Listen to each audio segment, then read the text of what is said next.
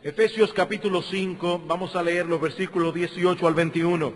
No os embriaguéis con vino, en lo cual hay disolución, antes bien sed llenos del Espíritu, hablando entre vosotros con salmos, con himnos y cánticos espirituales, cantando y alabando al Señor en vuestros corazones, dando siempre gracias por todo al Dios y Padre, en el nombre de nuestro Señor Jesucristo, y sometiéndonos unos a otros en el temor de Dios. El apóstol Pablo continúa tratando con el mismo tema general que inició en el capítulo 4, versículo 17. Los cristianos somos distintos de los no cristianos, esencial y radicalmente distintos, y eso debe ser manifiesto en todas las áreas de nuestra vida. Eso es lo que Pablo ha venido enfatizando una y otra vez a lo largo de toda esta sección que hemos estado estudiando en los domingos anteriores. Los cristianos no deben vivir como las personas del mundo, como aquellos que no conocen a Dios. Hemos sido transformados por su gracia, tenemos la luz de su palabra y ahora debemos actuar en consecuencia. ¿Qué pide Dios de nosotros? Que le imitemos a Él. Noten el capítulo 5, versículo 1. Sed pues imitadores de Dios como hijos amados. No sigan el patrón del mundo, dice Pablo, sino el patrón de Dios. Imiten a Dios. ¿Y eso qué significa en la práctica? Bueno, eso significa que debemos andar en amor, versículo 2, que debemos andar en luz, versículo 8, que debemos andar en sabiduría, versículo 15. Esto es básicamente lo que hemos visto hasta ahora en los sermones anteriores.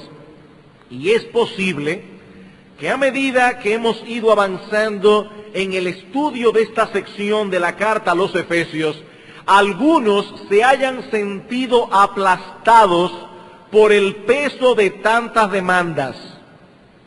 ¿Cómo puede un cristiano vivir a la altura de su llamamiento? ¿Cómo podemos ser imitadores de Dios? ¿Cómo podemos andar en amor? ¿Cómo podemos andar en luz? Andar en sabiduría. Bueno, he aquí la respuesta del apóstol Pablo, versículo 18. No os embriaguéis con vino, en lo cual hay disolución, antes bien sed llenos del Espíritu. Nuestro Dios no es como Faraón, que puso sobre Israel una demanda extraordinaria y no les proveyó los recursos para cumplirlas. No, lo que Dios pide de nosotros es extraordinario, pero Él ha suplido en abundancia los recursos. Y hermanos amados, si perdemos esto de vista, la vida cristiana dejará de ser un deleite y se convertirá en una carga difícil de soportar.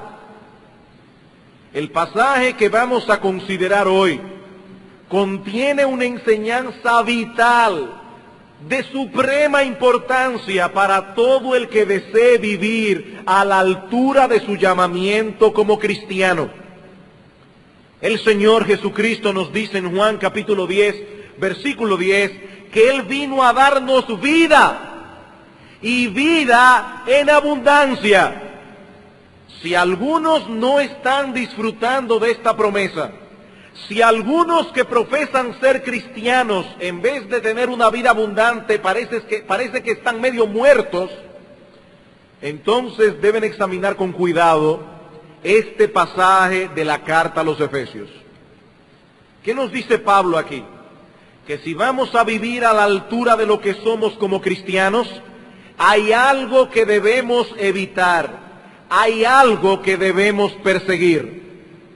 Nuestro texto contiene una prohibición, luego una exhortación y luego una lista de resultados que vendrán a nuestras vidas si obedecemos. Pero esto último, los resultados, lo veremos, si Dios lo permite, en nuestro próximo sermón. Veamos entonces, en primer lugar, la prohibición. La prohibición.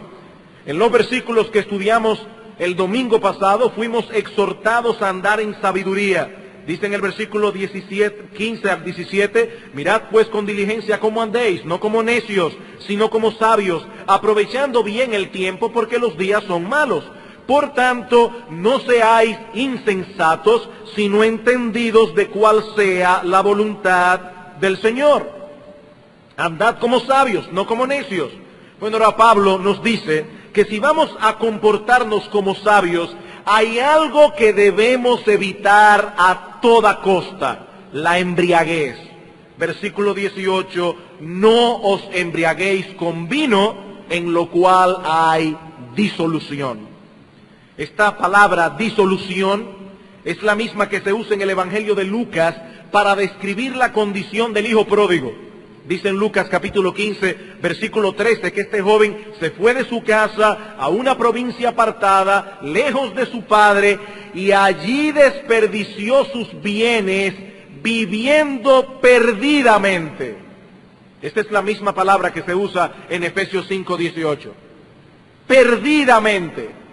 Este joven derrochó todo lo que tenía en una vida disoluta, desenfrenada, autodestructiva. En otras palabras, vivió como un necio y lo perdió todo. El exceso de vino o de cualquier otra bebida alcohólica lleva al hombre a una condición descontrolada, a la pérdida del juicio, a la pérdida del razonamiento equilibrado. Porque el alcohol disminuye nuestra capacidad de control.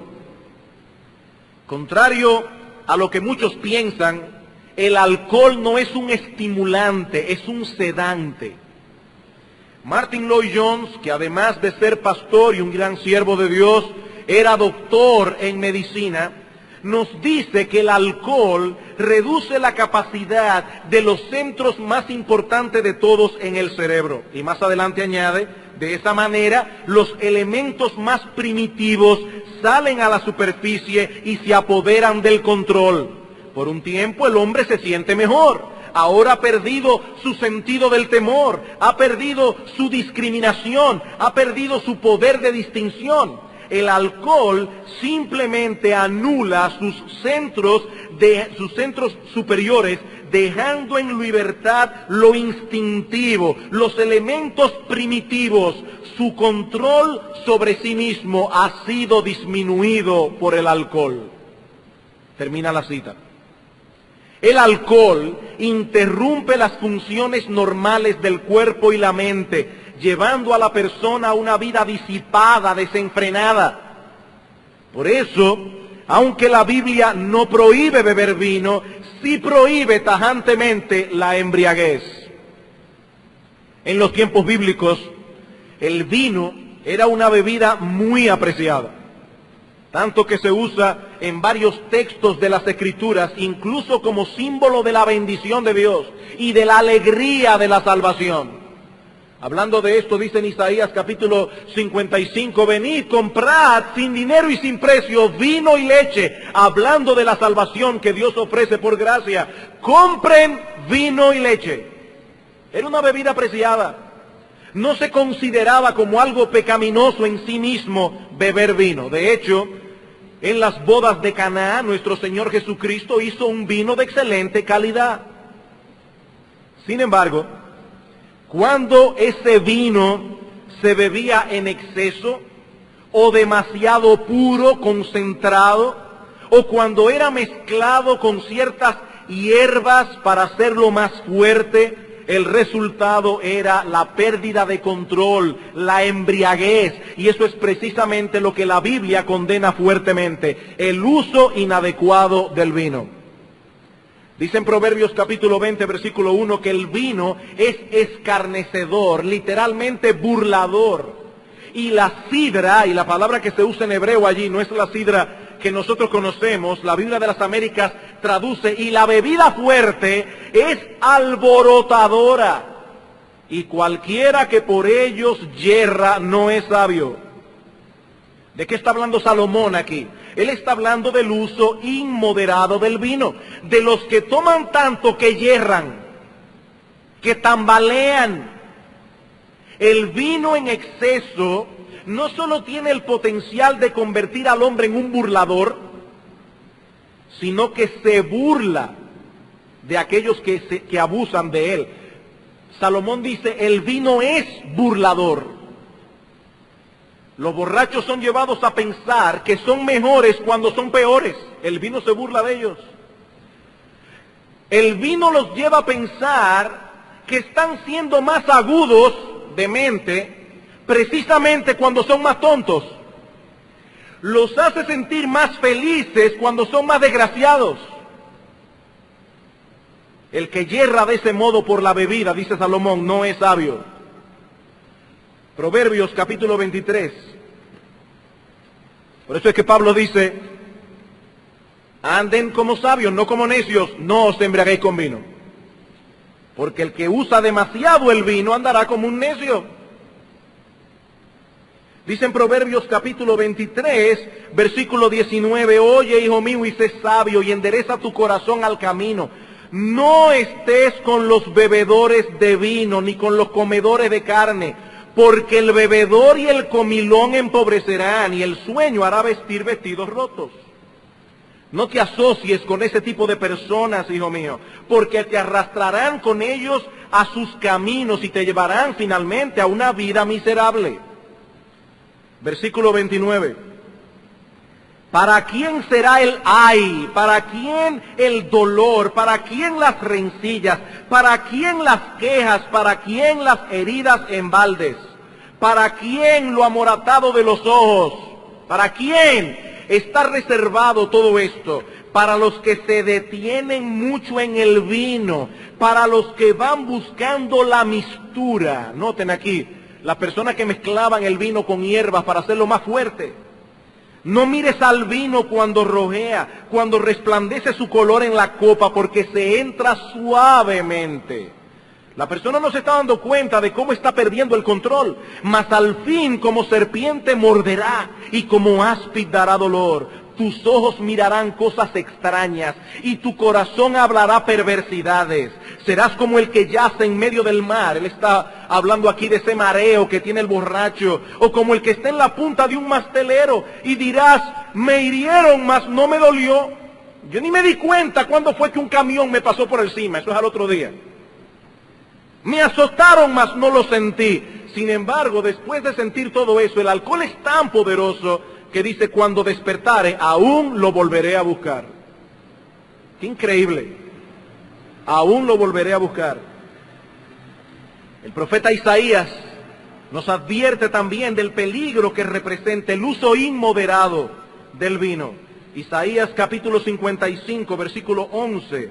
Ay de los que se levantan de mañana para seguir la embriaguez, que se están hasta la noche hasta que el vino los enciende. Y luego en el versículo 22 dice, ay de los que son valientes para beber vino y hombres fuertes para mezclar bebida.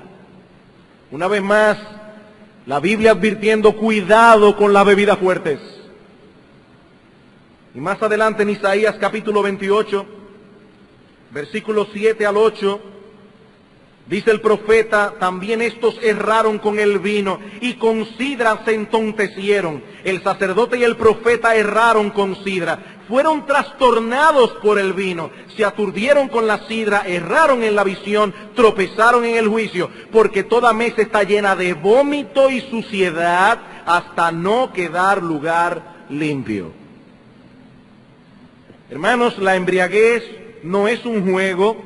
Se asocia en la Escritura con la inmoralidad, la disipación, la conducta desenfrenada. En el Nuevo Testamento se habla de la embriaguez como un pecado que es totalmente incompatible con la fe cristiana. De hecho, se dice claramente que los borrachos no entrarán en el reino de los cielos. 1 Corintios capítulo 6, versículo 9 al 11, Gálatas capítulo 5, versículo 19 al 21. No entrarán en el reino de los cielos. Y en 1 Corintios 5:11, Pablo nos dice que nosotros no debemos tener comunión cercana con ninguna persona que llamándose cristiano fuere fornicario, o avaro, o idólatra, o maldiciente, o borracho. Con el tal ni aún comáis. Esta conducta es incompatible con nuestra fe. Es una mancha, es una deshonra para el Evangelio que alguien profese ser un hijo de Dios y tenga esta clase de comportamiento. Ahora bien, en el texto que estamos estudiando hoy en la carta a los Efesios, el énfasis de Pablo no se encuentra tanto en el aspecto negativo de la embriaguez, sino más bien en el aspecto positivo de la llenura del Espíritu. De hecho, es muy probable que la razón por la cual Pablo introduce este pecado específico aquí es para hacer un contraste. Efesios 5:18, una vez más: no os embriaguéis con vino en lo cual hay disolución, antes bien, sed llenos del Espíritu Santo. ¿Cómo nos embriagamos de vino? Bebiendo vino, hasta que nos llenamos de vino. Dice Pablo, no os embriaguéis con vino, sed llenos del Espíritu Santo. Como veremos en un momento, hay ciertas similitudes entre la embriaguez y la llenura del Espíritu, como hay también diferencias abismales entre una condición y la otra. ¿Qué significa ser lleno del Espíritu Santo? ¿Cómo sabemos si un creyente posee esa condición? ¿Cómo puede ser el cristiano lleno del Espíritu de Dios? Eso es lo que quiero que consideremos en el tiempo que nos resta. Ya vimos la prohibición, veamos ahora la exhortación. La exhortación: sed llenos del Espíritu Santo. Al tratar con este asunto, es muy importante que recordemos que el Espíritu Santo no es una sustancia o una influencia. No se trata de un gas o un líquido o un poder, es una persona. La tercera persona de la Trinidad, que viene a morar en la vida de todo creyente desde el instante mismo de la conversión. Dice el apóstol Pablo en Romanos capítulo 8, versículo 9, que si alguno no tiene el Espíritu de Cristo, no es de él. El Espíritu Santo mora en todos los cristianos. Y no viene a nosotros por parte, sino como una persona completa. Cuando una persona cualquiera viene a nuestra casa de visita, él no viene en pedazos. Esa persona o está o no está. Y con el Espíritu es exactamente igual.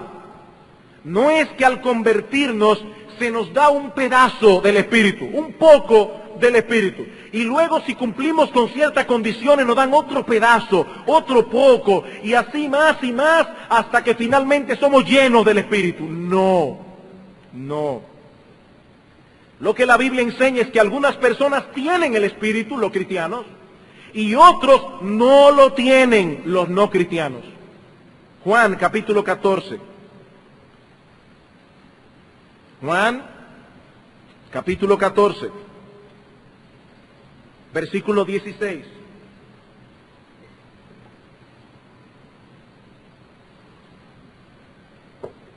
Dice el Señor Jesucristo aquí: yo rogaré al Padre y os dará otro consolador para que esté con vosotros para siempre. ¿Quién es ese consolador? El Espíritu de verdad, al cual el mundo no puede recibir, porque no le ve ni le conoce. El mundo no puede recibir al Espíritu, ustedes sí, pero vosotros le conocéis, porque mora con vosotros y estará en vosotros. No os dejaré huérfanos, vendré a vosotros. Vendré a vosotros en la persona del Espíritu. Aunque nuestro Señor Jesucristo ascendió a los cielos, sus discípulos no hemos quedado huérfanos, porque el Espíritu Santo ha venido a morar en nuestros corazones.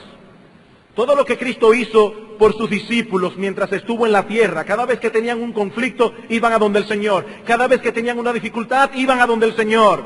Bueno, todo eso es ahora el Espíritu para nosotros. Todo lo que Cristo hacía por ellos, el Espíritu lo hace ahora para todos los cristianos.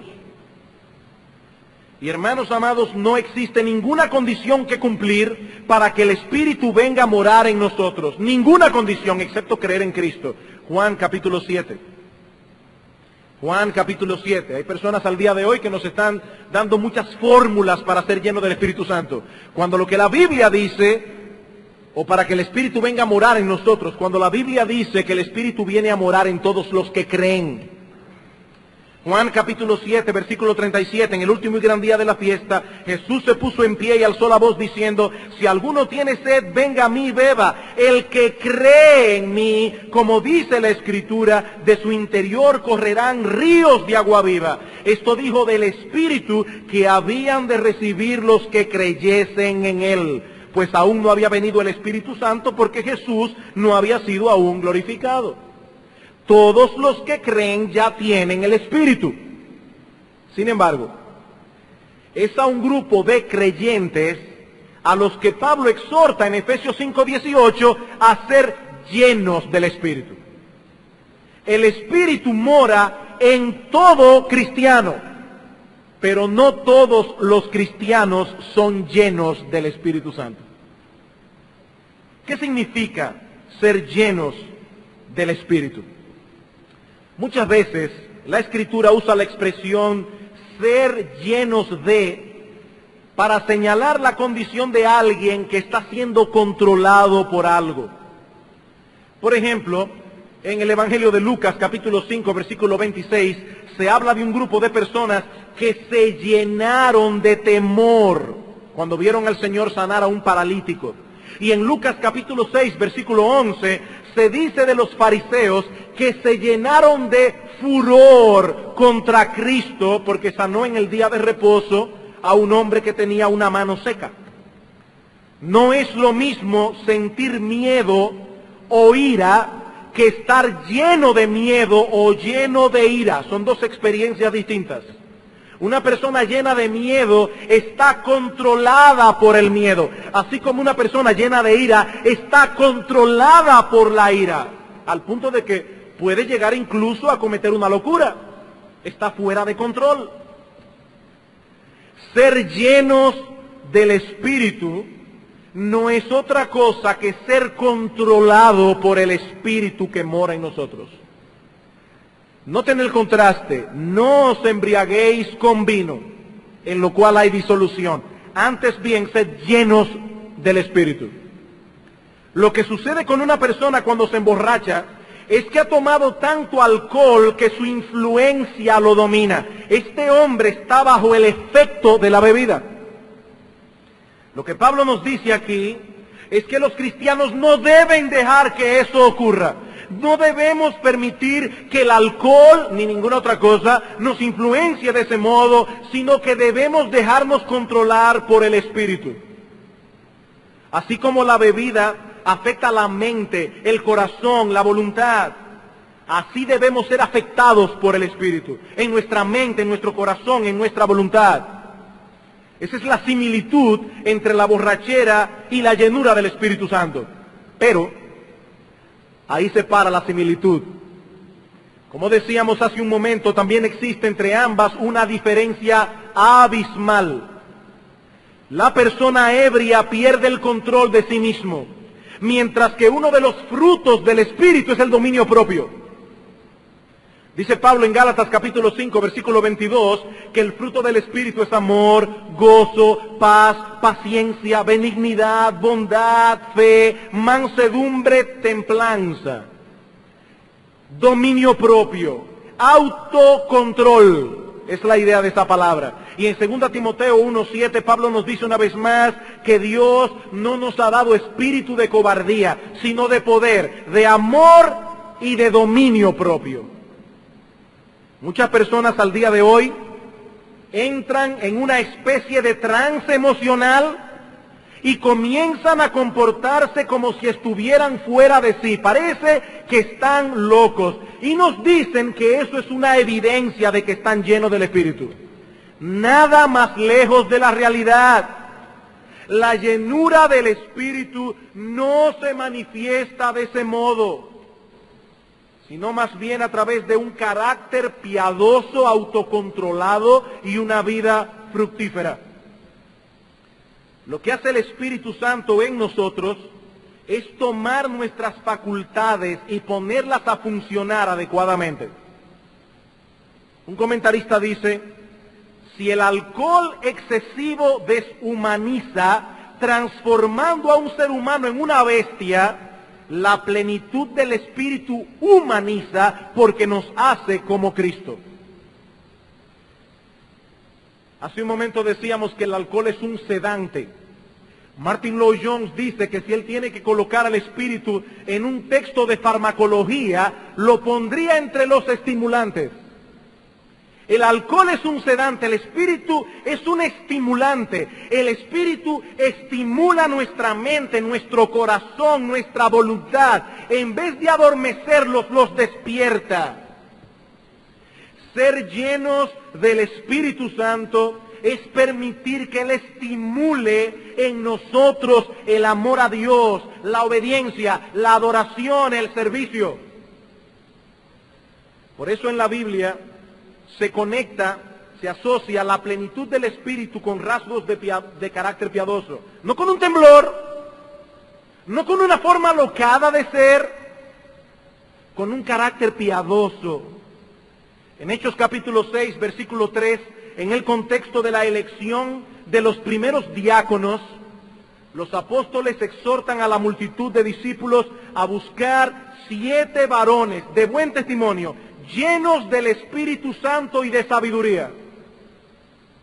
Llenos del Espíritu Santo y de sabiduría. Si una persona en un momento dado se comporta como un necio, no está siendo lleno del Espíritu Santo. Si parece un loco, no es el Espíritu. No es el Espíritu. Y luego en el versículo 5 se menciona a Esteban de manera particular y se nos dice que era un varón lleno de fe y del Espíritu Santo. Y más adelante en Hechos capítulo 13, versículo 52, se dice de los discípulos de Antioquía, la iglesia de Antioquía, que estaban llenos de gozo y del Espíritu Santo. Noten que el énfasis está en el carácter de la persona. Y lo mismo vemos en otros textos de la Biblia, que aunque no mencionan la llenura del Espíritu explícitamente, sí hacen referencia a una vida espiritual abundante que solo puede ser producida por la plenitud del Espíritu en nosotros. Por ejemplo, en Romanos capítulo 14, versículo 17, Pablo nos dice que el reino de Dios no consiste en comida ni bebida, sino en ¿qué? En justicia, paz y gozo en el Espíritu Santo. Y luego en Romanos capítulo 15, versículo 13, Pablo añade, y el Dios de esperanza os llene de todo gozo y paz en el creer, para que abundéis en esperanza por el poder del Espíritu Santo. En 2 Corintios 7:4, Pablo habla de ser lleno de consolación y de sobreabundar de gozo, aún en medio de las tribulaciones. Y por los colosenses, Pablo pide en oración que seáis llenos del conocimiento de su voluntad, en toda sabiduría e inteligencia espiritual, para que andéis como es digno del Señor, agradándole en todo, llevando fruto en toda buena obra y creciendo en el conocimiento de Dios, fortalecidos con todo poder conforme a la potencia de su gloria, para toda paciencia, longanimidad y gozo. Ese es el efecto que produce en el cristiano la llenura del Espíritu.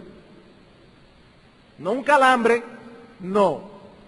Buen testimonio, sabiduría, fe, un gozo que sobreabunda, paz, esperanza, consuelo, bondad, conocimiento de Dios, fructificación, paciencia, longanimidad, en cualquier circunstancia. Es lo mismo que tenemos en nuestro texto en Efesios 5. Como hemos visto ya en Efesios 5:18, Pablo menciona la llenura del Espíritu en medio de una amplia sección que trata con el comportamiento del cristiano en el mundo. ¿Y cuáles son los resultados que cosecharemos en nuestras vidas si somos llenos del Espíritu? Bueno, Pablo menciona el gozo, la gratitud, una comunión edificante, sumisión mutua. Eso lo veremos con detalles el domingo próximo. Eso es lo que produce en el creyente la llenura del Espíritu. Amados hermanos, es imposible vivir la vida cristiana abundante que Cristo ofrece sin ser llenos del Espíritu. Esa llenura es imprescindible para el gozo cristiano, para la adoración espiritual, para el servicio fiel, para la obediencia constante. No podremos andar como es digno de la vocación con que fuimos llamados. No podremos vivir a la altura de lo que somos como cristianos. No podremos ser imitadores de Dios, andar en amor, andar en luz, andar en sabiduría si no somos llenos del Espíritu. No podemos. Nuestro Señor Jesucristo dijo a los discípulos en el aposento alto: separados de mí nada podéis hacer. Y Él mora en nosotros por su Espíritu. Fuera de su influencia quedamos reducidos a nada. Si hay algo que necesitamos con urgencia en nuestras vidas, es ser llenos del Espíritu Santo. Me imagino que ya muchos deben estar haciéndose la pregunta: ¿y cómo? Está bien, ya me convenció, pastor. Ahora, ¿cómo puede un creyente ser lleno del Espíritu? Para responder esa pregunta, es de suprema importancia que examinemos nuestro texto con más detenimiento. Hay varios detalles allí que si los leemos rápidamente los vamos a pasar por alto. En el texto de Efesios 5:18, no nos vamos a salir de ahí. En primer lugar, hermanos, quiero que noten que estas palabras fueron escritas en modo imperativo. Es un mandato lo que tenemos aquí: sed llenos del Espíritu Santo. No es un consejo, no es una opción, es una orden dada a nosotros por el apóstol Pablo bajo la inspiración del mismo Espíritu Santo. Mis hermanos queridos, es la voluntad expresa de Dios que tú y yo, si somos cristianos, seamos llenos del Espíritu. En segundo lugar, y estrechamente ligado al punto anterior, es obvio que los cristianos juegan un papel responsable y activo en este asunto. Esta es una exhortación que los cristianos pueden descuidar o pueden obedecer. Amados hermanos, debemos insistir una vez más en algo que hemos dicho en este púlpito muchas veces. El cristiano no es un robot. Es un ser humano responsable. Es él quien debe decidir no llenarse de vino ni de ninguna otra cosa sino del Espíritu Santo. Porque Pablo dice: sed lleno del Espíritu. A los cristianos se lo dice. En tercer lugar, quiero que noten también que este imperativo está en plural. Que Pablo se dirige aquí a todos los creyentes de la iglesia de Éfeso, y no a un grupito de cristianos súper espirituales que había en la iglesia. No, Pablo dice: sed todos llenos del Espíritu. Algunos creyentes parecen pensar que deben contentarse con una vida cristiana mediocre y dejar que ciertas personas alcancen un nivel de espiritualidad que ellos no pueden ni soñar. Eso no es para mí. Eso es para los pastores, para los diáconos y para ciertos hermanos de la iglesia, pero no para mí. Yo soy un cristiano común y corriente. Bueno, eso no es lo que el apóstol Pablo dice aquí. A todos los hermanos de la iglesia Pablo les da el mandato: tienen que ser llenos del Espíritu Santo. Por eso es que más adelante Pablo abarca a todos los miembros de la iglesia cuando habla de los frutos que producen los cristianos la llenura del Espíritu. A todos.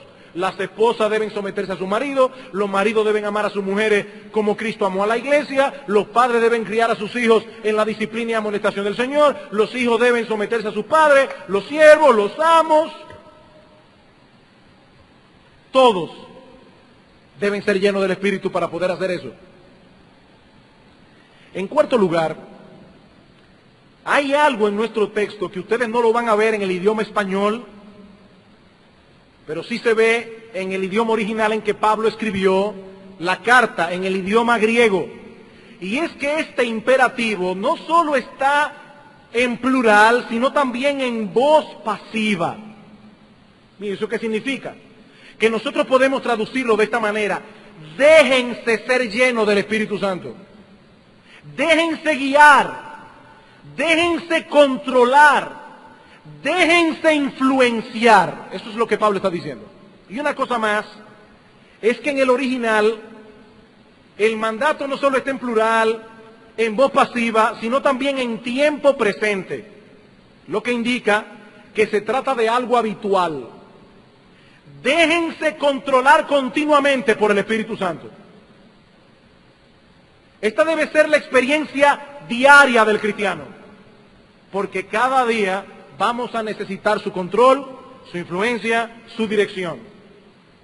La llenura del Espíritu de la que Pablo habla aquí no es una experiencia crítica que se obtiene en un momento dado y que nos lleva a actuar en una forma extraña o a sentir cosas escalofriantes. No, no. Pablo está hablando aquí de una condición, de un estado en el que debemos vivir permanentemente. El pastor Salvador Gómez citó Gálatas capítulo 5 en la clase de escuela dominical. Andad en el Espíritu, Gálatas 5:16, y no satisfagáis los deseos de la carne. ¿Cuándo yo debo andar en el Espíritu? ¿De 8 a 12? No, andad en el Espíritu. No es que yo voy a una reunión especial y de repente alguien me puso las manos y yo caí en el piso. No, eso no tiene nada que ver con esto que Pablo está hablando aquí. Pablo está hablando de un estado, de una condición. Volvemos entonces a la pregunta que hicimos hace un momento. ¿Cómo pueden los cristianos ser llenos del Espíritu Santo? Yo no quiero abusar de ustedes, de vuestra paciencia, porque me han esperado hasta aquí. Pero van a tener que esperar un paso más.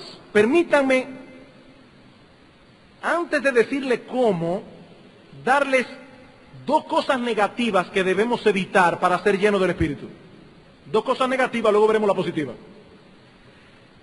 Si queremos ser llenos del Espíritu, debemos evitar a toda costa contristar al Espíritu. Eso es evidente. Dice en Efesios capítulo 4, versículo 30, no contristéis al Espíritu Santo de Dios, con el cual fuisteis sellados para el día de la redención. El Espíritu Santo es una persona divina que habita dentro de mí. Va con nosotros a todas partes. Cuando estás manejando el carro, cuando estás viendo televisión, cuando estás oyendo música, el Espíritu Santo va contigo. Y esto es algo que tristemente los cristianos tendemos a olvidar. Yo debo cuidarme de lo que veo, debo cuidarme de lo que oigo, debo cuidarme de lo que hago, debo cuidarme de lo que hago, de los lugares que visito, para no contristar al Espíritu Santo que mora en mí. ¿O no sabéis que vuestro cuerpo es templo del Espíritu Santo, dice Pablo en 1 Corintios capítulo 6, el cual está en vosotros, el cual tenéis de Dios y que no sois vuestros? Mi hermano, ¿qué tú haces cuando un huésped distinguido va a tu casa? Que tú estás muy consciente de eso. Y si tiene niños pequeños y el huésped no ha salido de su cuarto, tú le dices, bajito, que fulano está durmiendo, no ha salido de la habitación. Estás muy consciente de que hay un huésped ahí. Bueno, hermano, nosotros debemos estar conscientes de que el Espíritu Santo está en nosotros. A veces olvidamos esta gloriosa realidad. Cristo nuestro Salvador mora en nosotros por su Espíritu. Si queremos ser controlados por Él, debemos cuidarnos de no entristecerlo. Por otra parte, y estrechamente ligado con esto, debemos cuidarnos también para no dejarnos controlar por ninguna cosa opuesta al Espíritu. Opuesta al Espíritu. No os embriaguéis con vino, ser lleno del Espíritu. No una cosa, sino la otra. En Gálatas capítulo 5, versículo 17, dice Pablo, el deseo de la carne es contra el Espíritu y el del Espíritu es contra la carne. Y en Romanos 8:7 dice que los designios de la carne, ya lo leímos en la escuela dominical, los pensamientos, los planes, los deseos de la carne son enemistad contra Dios. Si queremos ser llenos del Espíritu, debemos evitar que nos controlen nuestros apetitos, nuestras pasiones, nuestros deseos, que son contrarios al Espíritu. Y lo mismo podemos decir de los patrones del mundo que se oponen a los patrones de Dios. Ser controlado por cualquiera de estas cosas es exactamente lo opuesto a ser llenos del Espíritu. Mis hermanos, el vino y las bebidas embriagantes no son las únicas cosas que pueden controlar a un cristiano. Son muchas las ideas, los conceptos, las filosofías que tratan de controlarnos día tras día.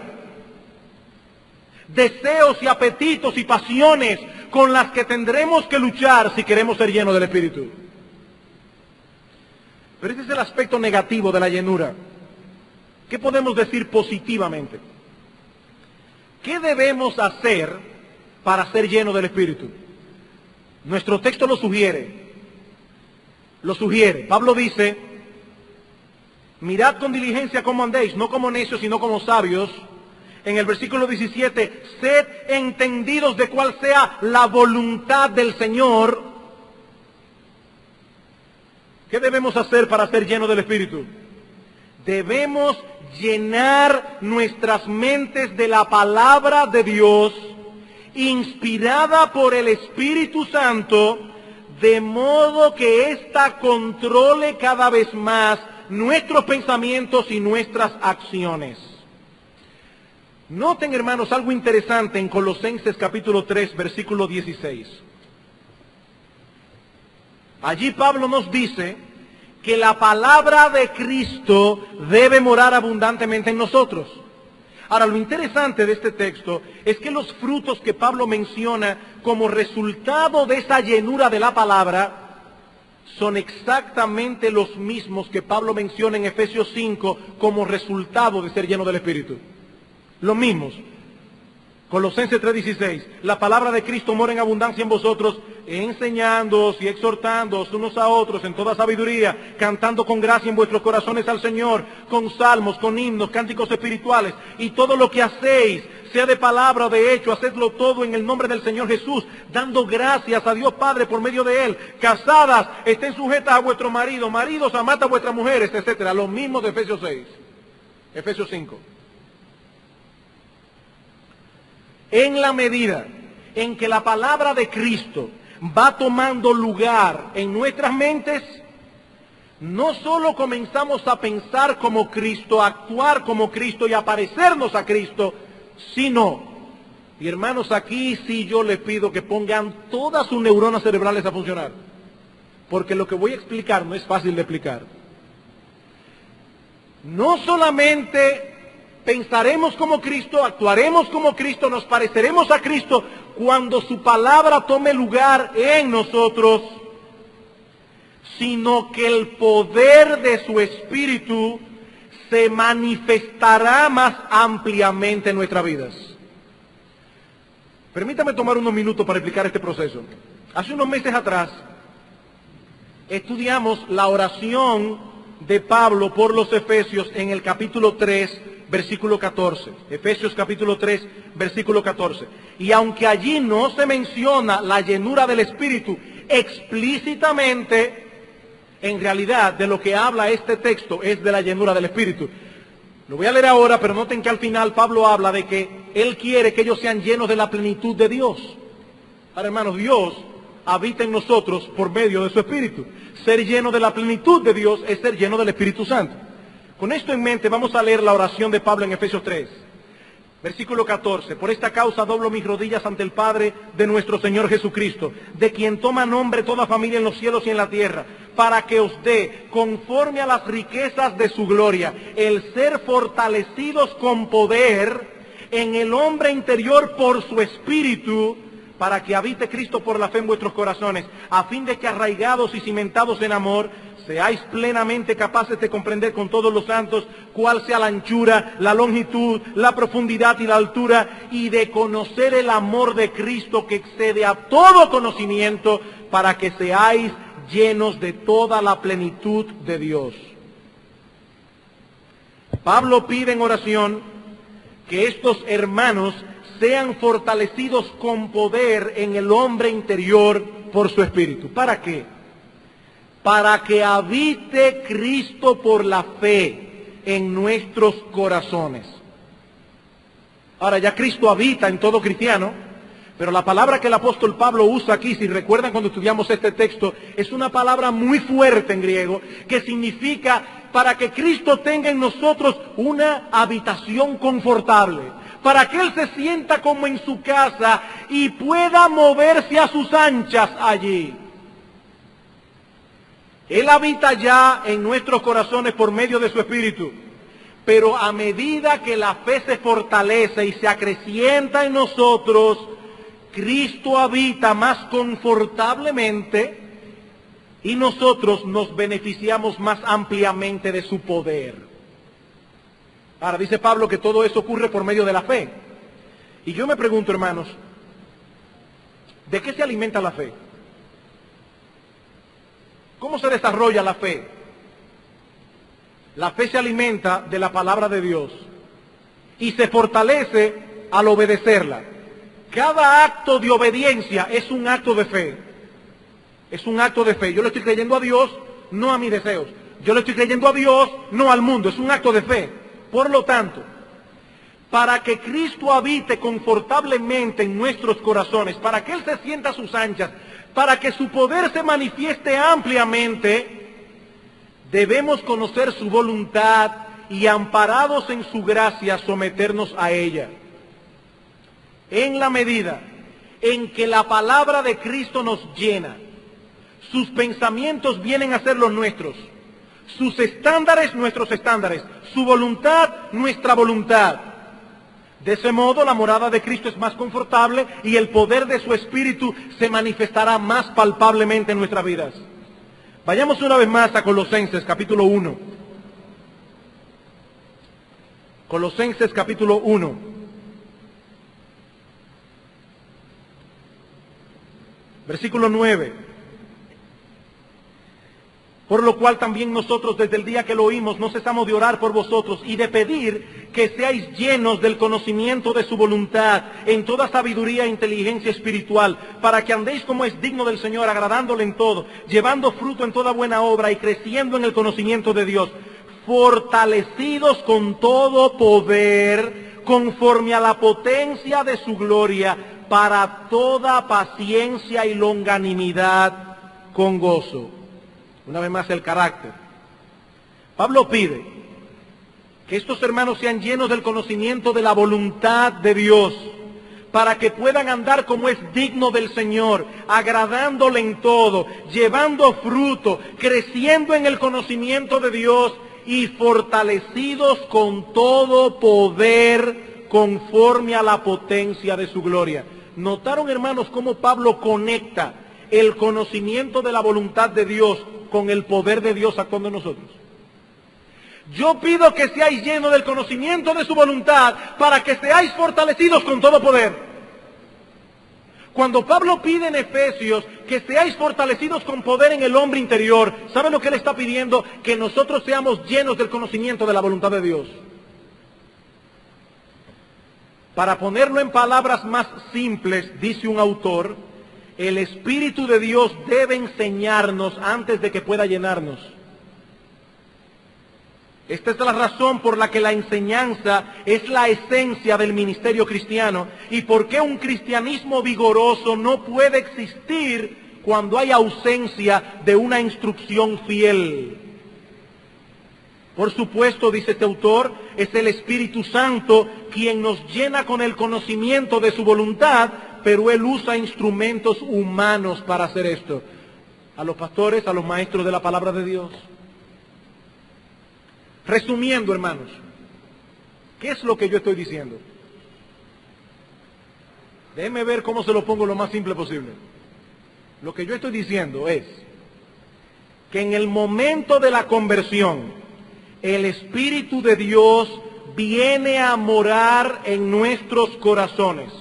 Dios mismo viene a habitar en nosotros por su Espíritu y de inmediato comienza a trabajar en nosotros para conformarnos cada vez más a la imagen de Cristo.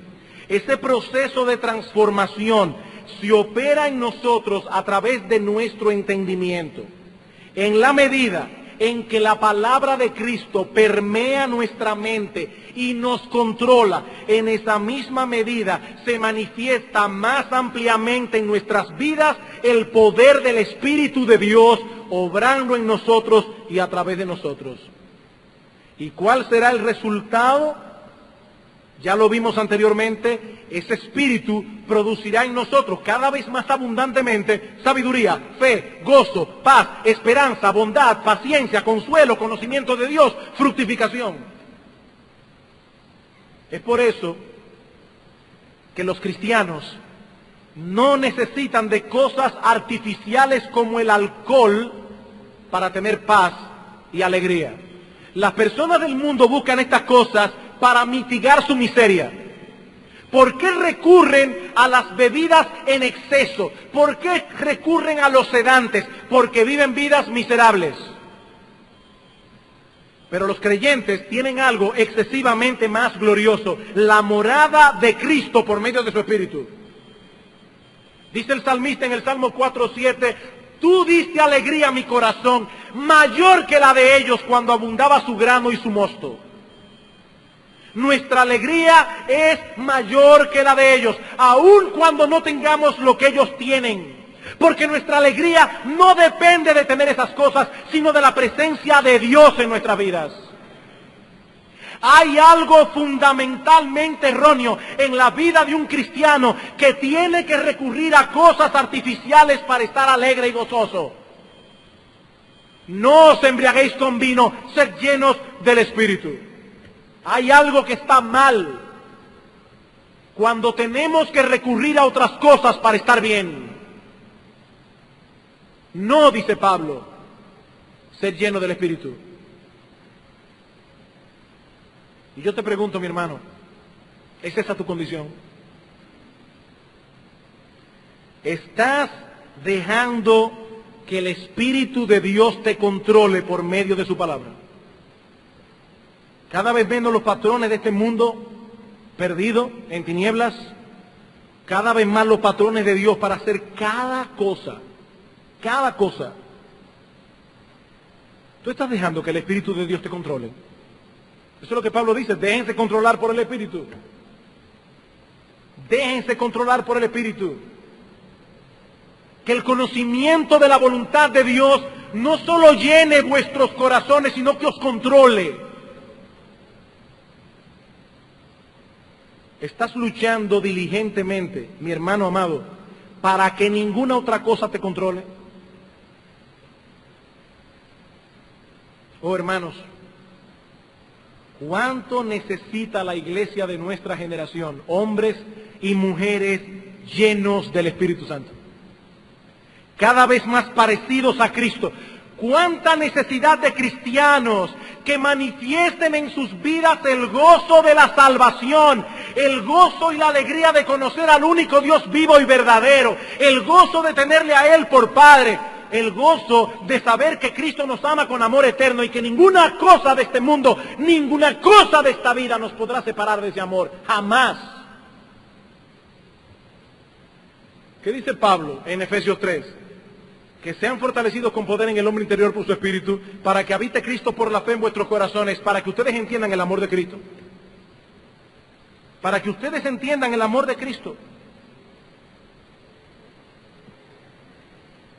Ese amor de Cristo, cuando es comprendido de esa manera, el Espíritu de Dios animando nuestros corazones, haciéndonos percibir en una manera extraordinaria ese amor de Cristo.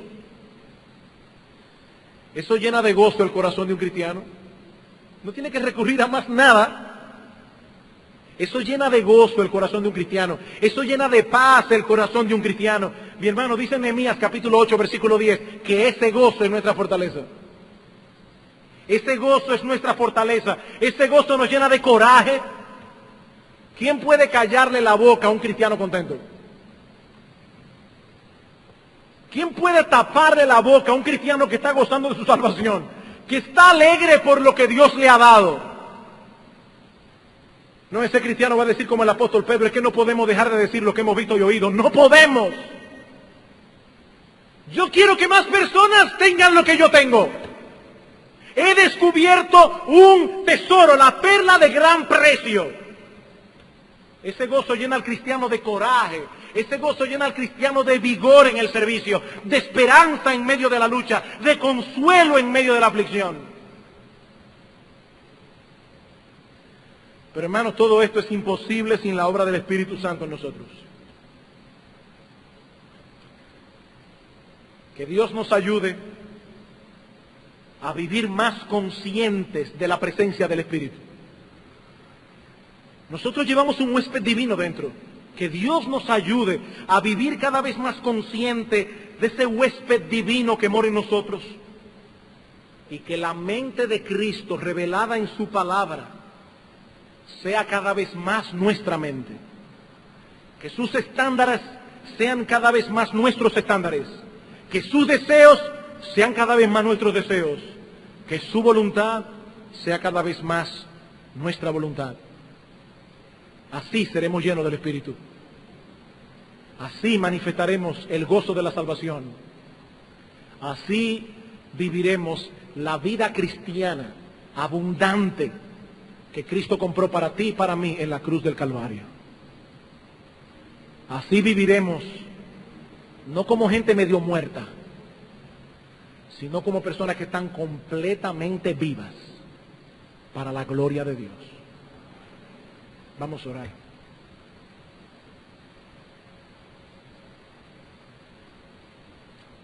Oh Padre nuestro que estás en los cielos, Padre soberano, Dios todopoderoso, cuando escuchamos estas cosas nuestros corazones saltan de alegría dentro de nosotros y decimos gloria a Dios, gracias, oh Padre bueno, porque tu bondad ha sido ilimitada para con nosotros tus hijos. Gracias Padre porque no solamente nos diste el perdón de nuestros pecados, no solamente nos diste la promesa ciertísima de la vida eterna, oh Señor, nos diste la comunión contigo, nos diste la presencia del Espíritu en nosotros. Oh bendito Rey, Señor, ayúdanos a vivir a la altura de lo que somos como cristianos. Ayúdanos a manifestar en nuestras vidas el gozo de nuestra salvación. Ayúdanos, oh Padre bueno, a vivir la vida abundante que Cristo compró para nosotros en la cruz del Calvario, para la gloria de tu santo y bendito nombre, en el precioso nombre de Cristo. Amén.